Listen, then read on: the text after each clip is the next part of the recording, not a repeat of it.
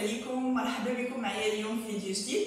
الفيديو ديال اليوم غادي نقدم لكم فيه 3 طرق اللي هما بساط غادي يهنيونا ويخليونا نتخلصوا من الهالات السوداء. قبل ما نبداو الفيديو، الا كنتو باقي ما اشتركتوش في القناه ديالي اشتركوا، وكذلك ضغطوا على زر الجرس باش يوصلكم اي جديد من عندي. كذلك تابعوني على انستغرام، غادي نخلي لكم هنا ولا هنا. ودابا نبداو الفيديو ديالنا. كيف ما قلت لكم غادي نوريكم 3 طرق اللي هما ساهلين غادي يخلصونا من الهالات السوداء. ولكن قبل ما نوريكم هاد الطرق خاصنا نهضروا شويه، يعني ملي كيجيونا الهالات السوداء، حيت اغلب الناس كيعانيو من الهالات السوداء من غير الا كانوا الهالات السوداء يعني وراثيين، حيت كاين اللي كيكون عنده وراثيين عندهم لسان يعني كيبانوا بزاف. اول حاجه هي شرب الماء، يعني هذه حاجه اللي مفروغ منها، ضروري خصنا نشربو من ايترو ونص حتى 2 ايترو في النهار. يعني ناخدو قرعه ديال ايترو ونص نعمروها بالماء ونحاولوا نشربوها النهار كامل، يعني نحاولوا نكملوا هذيك ايترو ونص على الاقل، حيت هاد الجلده اللي كتكون تحت من العين كتكون رهيفه بزاف. ملي كتنشف يعني مكنكونوش كنشربوا الماء بزاف، كيوليو كيبانوا هذوك العروق اللي تحت، العروق اللي كيكونوا زرقين وخضرين تحت من العين كيوليو كيبانوا، كيعطيونا هذاك المظهر ديال ان العينين ديالنا تعبانين وفيهم الهالات السوداء. من غير شرب الماء كيف ما كنعرفوا كنسهروا حنا بزاف، والتليفون كنبقاو نهار كامل حنا شادين التيل. انا وحده منكم، يعني انا ماشي مختلفه عليكم، انا كذلك ما كنشربش الماء بزاف، كنبقى نحاول كنعمر القرعه ديالي، كنحاول نشرب الماء. مره كنشرب مره ما كنشربش، يعني الصراحه، ولكن خاصنا نوليو نشربوا الماء بزاف، نشربوا الماء، حيت اي حاجه كيعاني منها الجسم ديالنا كيكون السبب ديالها في الاول اننا ما كنشربوش الماء. الشعر كيكون ناشف، البشره ديالنا كتكون جافه، اي حاجه يعني اول حاجه خصنا نتعلموا نديروها هي نوليو نحاولوا نشربوا على الاقل لتر ونص ديال الماء. من غير الماء السهر كنسهروا بزاف، تا السهر يعني كيخلي ان يوليو عندنا الهالات السوداء. تا هو النوم اللي كنعسوا، مثلا بالنسبه للناس اللي كنعسوا بزاف يعني كيفيقوا مثلا تقريبا مع 11 12، كاين اللي كيفيق مع 1 2. حتى هذا السبب يعني كيخلي الهالات السوداء يبانوا عندنا اكثر. كذلك كاين مشكل كيف ما قلت لكم، الشاشه ديال التليفون اللي كنبقاو قريبه للعين ديالنا وكنبقاو نخدموا بزاف، حيت كاينين بزاف الاسباب.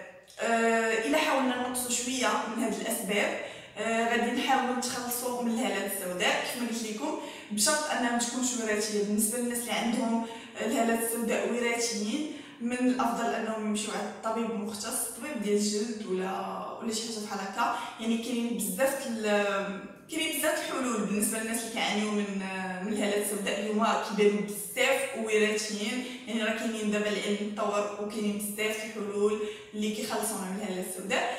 اما بالنسبه للناس اللي عندهم الهالات السوداء متوسطين، بقله النوم، السهر، ستريس وهكا، الخدمه وداكشي، كاينين بزاف الوصفات اللي كيحلوا لينا هذا المشكل. كنتمنى انني ما نكونش كثرت عليكم في الهضره. ودابا غادي ندوزو للطرق اللي غادي يخلصونا من الهالات السوداء. الوصفه الاولى سهله بزاف، يعني كنحتاجو فيها غير قطن بحال هذا، نقسمو على 2 بهذه الطريقه. هاد الطريقه اللي غادي نوريكم دابا هذيك تليق للناس اللي كيفيقوا في الصباح ديما وكيلقاو العينين ديالهم منفوخين وفيهم لسان تحت من عينيهم منفوخين وفوق من عينيهم منفوخين. هاد الطريقه زوينه بزاف الا اعتمدتوها كل نهار، سهله. غتحتاجوا فيها كيف ما قلت لكم قطينه بحال هذه اللي تقسموها على 2، وماء الورد اللي يكون بارد. ملي نقول لكم بارد يعني بحال قلتو بقات ليها شويه ويتجمد، يعني بارد بزاف. غتشدوا هاد القطن، غادي تفزقوه بماء الورد، يعني تفزقوه بزاف بهاد الطريقه كيف كندير انا دابا بهاد الطريقه. الماء الورد يكون بارد كيف قلت لكم، وتاخذوا هاد القطينه وتحطوها تحت من العين ديالكم بهاد الطريقه، تحت من العين ديالكم ولا فوق العين، تحت من العين، يعني بجوج بهاد الطريقه كيف ما قلت لكم. تخليوها تقريبا 2 دقائق 3 دقائق. الا حسيتوا بالقطينه يعني سخنات ما بقاتش بارده بزاف، تعاودوا ترشوا فيها الماء الورد اللي بارد وتحطوه بهاد الطريقه، تلصقوها تحت من عينيكم. يعني ما غتحتاجوش بزاف الوقت، ولا انكم ما غتبقاو ديروا والو. هي من الاحسن انكم ديروها وتبقاو متكين كيف ما قلت لكم 5 دقائق، ولا ديروها راه كتبقى لاصقه هي هاد القطينه، وديروا زعما الاشغال ديالكم اللي كديروا بالنهار. غير كيف قلت لكم فيما تحسوا بها سخنات تعاودوا تفزقوها بماء ورد اللي هو بارد وتخليوها تحت من عينيكم. تعتمدوا هذه الطريقه كل نهار، يعني كل نهار كيف ما قلت لكم 5 دقائق، ما غتبقاوش يتنفخوا لكم عينيكم في الصباح، غتوليو تحسوا بواحد الانتعاش وعينيكم منتعشين، ويعني ما يعني كتحيد حتى للسمن. ولكن بالنسبه للناس اللي عندهم يعني الهالات السوداء بساط، يعني ماشي درجه متوسطه ولا درجه اللي هي كبيره بزاف، غير هي كتحيد الانتفاخ 100%، ما غتبقاوش عينيكم في الصباح تحسوا بهم منتفخين. هاد الطريقه بسيطه كيف ما قلت لكم. الطريقه الثانيه هي ماسك اللي هو واعر رائع بزاف، يعني كلمه رائع قليله عليه. الا درتوه بالنسبه للناس اللي عندهم درجه متوسطه الى درجه كبيره، يعني كيبانوا عندهم الهالات السوداء، جربوه ديروه كل نهار ولا نهار ونهار لا، غادي تلقاو النتائج اللي مبهره غتبهركم، غير جربوه. فيه القهوه، غتاخذوا ملعقه من القهوه سريعه الذوبان، بحال انا مثلا دابا استعملت نسكافيه بهذه الطريقه، يعني اي قهوه سريعه الذوبان، ماشي بالضبط هاد الماركه اللي استعملت انا. كتعرفوا بزاف منافع القهوه بالنسبه للبشره ديال الوجه، بالنسبه في التقشير بشره الجسم، كيولي البشره ديال الجسم كتولي رطبه بزاف. ان شاء الله غادي ندير لكم يعني قناعات بزاف باستخدام القهوه للبشره وكذلك للجسم ومقشرات. المهم كيف ما قلت لكم تاخذوا ملعقه صغيره من قهوه سريعه الذوبان بهذه الطريقه، غتزيدوا عليها ملعقه من زيت ارغان. انا هنا استعمل زيت ارغان من لا مارك فلوريسونس. استعملوا اي زيت ارغان، ولكن غير تاكدوا انه يكون زعما فغي، يعني ماشي مزور ولا شي حاجه. استعملوا كيف ما قلت لكم ملعقه صغيره من زيت ارغان.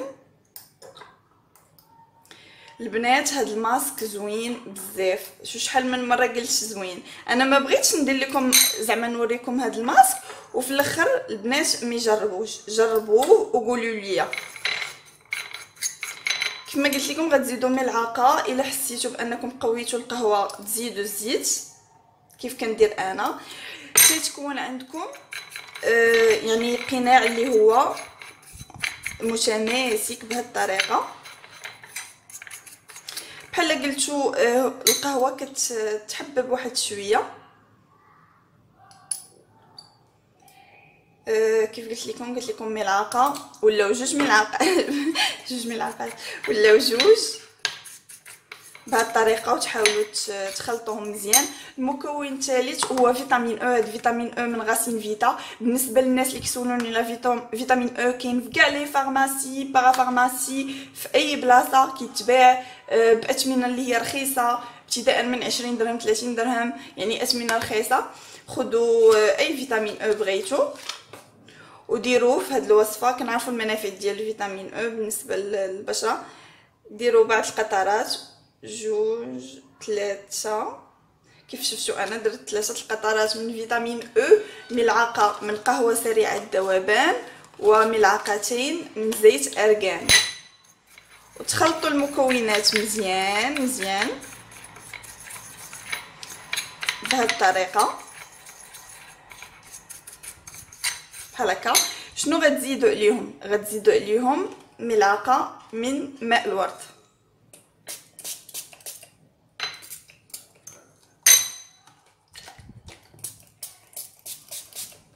كيف كتشوفوا يولي عندكم الخليط بحال هكا. هاد الخليط يا اما نهزوه بحال هكا نحطوه تحت من العينين ديالنا وراه كينشف، يعني ما تخافوش ما غيوسخكم ما والو. يا اما كيف كندير انا غالب الاحيان تاخذوا قطينه بحال هكا اللي كتكون مدوره وديروا ليها بحال هكا، تفزقوها شويه بماء الورد بحال هكا، وديروها في هذا الخليط بهذه الطريقه كيف كتشوف، حتى تشرب مزيان مزيان هذاك الخليط اللي صيبت. وتحاولوا تهزوها وتهزوا معاها القهوه بهذه الطريقه، شفتوا كي كتكون، وتحطوها تحت من العين ديالكم. راه كتلصق. هي من الافضل ديروها ويعني ترخاو وتشكاو وتسمتوا الموسيقى ولا شي حاجه. الا ما كانش عندكم الوقت ديروها غتلصق، وديروا الاشغال ديالكم العاديه كتخليوها بحال هكا مده بين 15 ل 20 دقيقه. من بعد كتحيدوها، من بعد ملي تحيدوها غتلقاو القهوه بقات لكم تحت من عينيكم. غديروا بها تقشير اللي هو خفيف بهذه الطريقه تحت من العين. البنات هاد الماسك راه واعر، شوفوا شحال من مره قلت لكم واعر. غتلاحظوا النتيجه من اول استعمال ولا تبعتوه، يعني بقيتو تتبعينه. بالنسبه للناس اللي عندهم الهالات السوداء بزاف تبعتوه كل نهار ولا نهار او نهار لا، عرفتي في ظرف وجيز غتهناو من الهالات السوداء. غير جربوها. انا شحال من مره وانا نقولها لكم. كيف ما قلت لكم العين الاخرى حتى هي تحطوا عليها القطن بحال هكا وتخلوه بين 15 ل 20 دقيقه. من بعد كيف قلت لكم تقشير خفيف لهذيك المنطقه. من بعد تغسلوا البشره ديالكم، وضروري من الترطيب كنأكد عليه، رطبوا منطقه تحت العين بكريم اللي كيكون خاص بهذه المنطقه. المهم هذا هو الماسك الثاني اللي شكرته لكم. شوفوا شحال من مره كنتمنى تجربوا، يا ربي تجربوه. البنات غيهنيكم من الهالات السوداء. ودابا نمشيو للطريقه الثالثه. كيف ما شفتوا هادو كانوا اول طريقتين اللي يساعدونا في التخلص من الهالات السوداء. بالنسبه للطريقه الاولى اللي هي ماء الورد اللي يكون بارد بزاف، نحاولوا نديروه كل نهار ملي نفيقوا. نحطوا قطينه كيف قلت لكم نحطوها تحت من العين ديالنا، يكون ماء الورد يكون بارد بزاف. نخليوها تقريبا 5 دقائق. الا حسينا بالقطينه نشفات نعاودو نفزكوها بماء ورد اللي بارد ونعاودو نحطوها. هاد الطريقه كتساعد في ان الانتفاخات ديال العين مكيبقاوش، يعني العينين مكيبقاوش ينتفخوا لينا في الصباح منفوخين، يبانوا يلا فايقين. كتهنينا هاد الطريقه من هاد المشكل. ولكن هاد الطريقه ما كتساعدش الناس اللي عندهم الهالات السوداء اللي هي كبيره بزاف باينه بزاف انهم يتخلصوا منها. كتساعد غير الناس اللي عندهم الهالات السوداء كتجيهم بسبب التعب ولا السهر. الا ولفنا اننا نديروها كل نهار هاد الطريقه ديال الماء ورد اللي يكون بارد بزاف كنأكد عليها، نديروها كل صباح ملي نفيقوا، غادي تهنينا من هاد القضيه.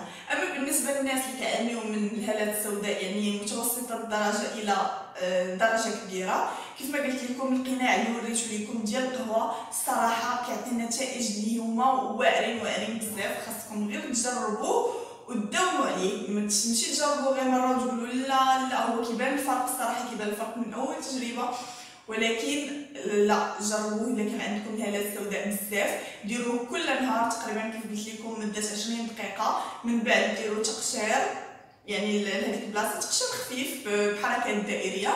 من بعد تغسلوا العينين ديالكم. ما تنساوش الترطيب، ضروري من الترطيب ديال هذه المنطقه، ما تخليوهاش تنشف لكم نهائيا.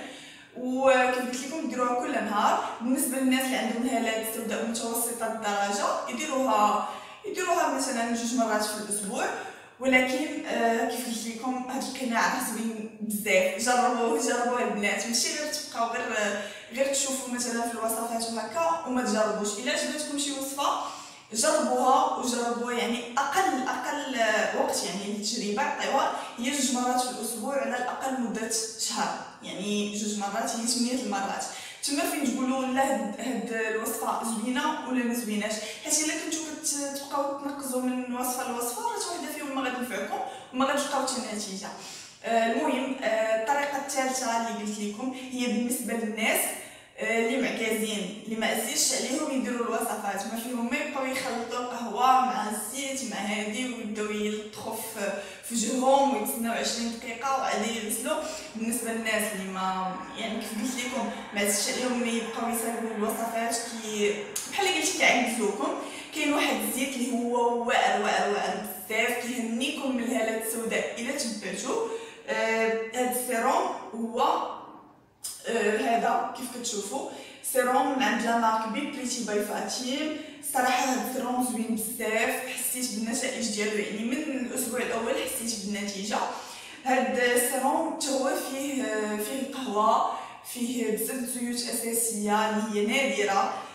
صراحه زوين بزاف كيف قلت لكم بالنسبه للناس اللي كيعانيو من الهالات السوداء متوسطه الدرجه الى الناس اللي كانوا من الهالات زعما الدرجه ديالهم كبيره، غير جربوه هاد السيروم. هاد السيروم باش زوين كتاخدي شويه منه في الاصبع ديالك بحال هكا شويه، حيت هو بحال الزيت، تاخدي غير قطيره في الاصبع ديالك وتديري بها مساج المنطقه اللي تحت من العين، وحتى يعني مدار العين كامل الفوق والتحت، مساج هكا واحد 2 دقائق 3 دقائق، تبقاي تماسي في هاد البلاصه بشويه برفق. يعني من الاحسن كيقولوا انك ما تديريش المساج بهذا الاصبع، من الاحسن الاصبع الصغير حيت كتكون زعما ما كيكونش قوي، تبقاي ديري بحال هكا كيف ما قلت لكم 2 حتى 3 دقائق. اللي زوين في هاد السيروم انك كتنعسي بيه، يعني ما غاديش تنوضي تغسليه هكا، كتشربوا هاد المنطقه كتنعسي بيه في الصباح عاد كتغسلي وجهك، كديريه كل نهار. بالنسبه لي انا كنديرو غير 2 مرات في الاسبوع، حيت انا ما كنعانيش من زعما الهالات السوداء اللي هي كبيره وهكا، غير بسبب السهر وكنبقى شاده التاي بزاف، ضروري ما كيبانو عندي. ولكن كيف قلت لكم هاد السيروم زوين بزاف. غادي نخليه لكم في صندوق الوصف، نخلي لكم الا بغيتو تاخذوه، نخلي لكم منين تاخذوه. وكذلك كيف قلت لكم هذا الا الناس اللي كيف ما قلت لكم معكازين كيبغيو يديروا شي حاجه بالليل وينعسوا بها. اما بالنسبه للناس اللي بغاو الوصفات الطبيعيه، راه كيف قلت لكم هذيك الوصفه ديال القهوه اللي درتها قدامكم واعره بزاف، غير جربوها وردوا عليا الخبار. كنتمنى هذا الفيديو يكون عجبكم، كنتمنى نكون فدتكم واحد شويه. الا عجبكم الفيديو ما تنساوش ديروا لايك، وكذلك تخليو لي التعاليق ديالكم. الا كنتم محتاجين شي وصفه ولا عندكم شي مشكل في البشره ديالكم، خليو لي في التعاليق، وانا ان شاء الله غادي ندير فيديو بهذا الموضوع، زعما الموضوع اللي كتبتوا لي عليه. كنتمنى هذا الفيديو يعجبكم. باي باي.